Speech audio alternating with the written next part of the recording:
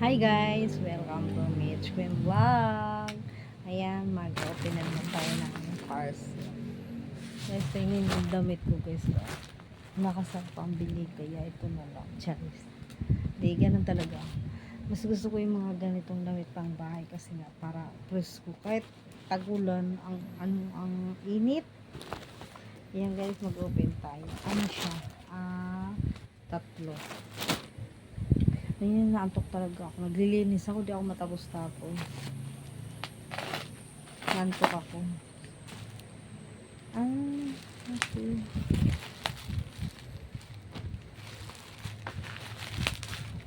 Ano pala to siya? Kala ko yung sa sa Shein, di pala.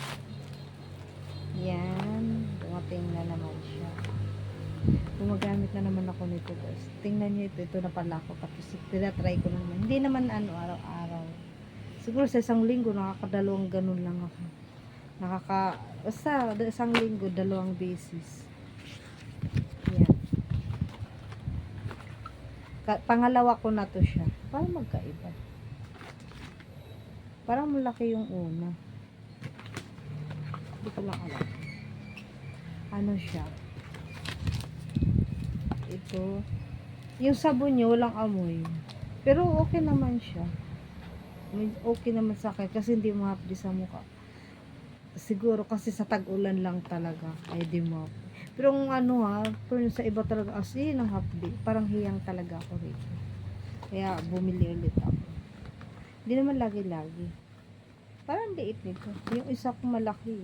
Medyo malaki. Tingnan ko muna. Basta pangalawa ko na to siya. Pero ang dami pa nun, may laman pa. Yung wala na lang ng sabon. Kaya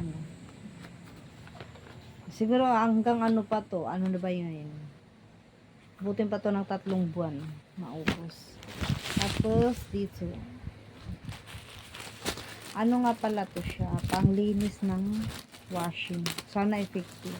Kasi yung washing namin guys, walang linis-linis. Wala ka? Ilang taon na yun, 2 taon, higit, di pa nalilinisan. Mas wala kami pambayad. Di ba mahal magpalinis ng washing na automatic? Ayan guys. Ayan. Para siyang buhangin.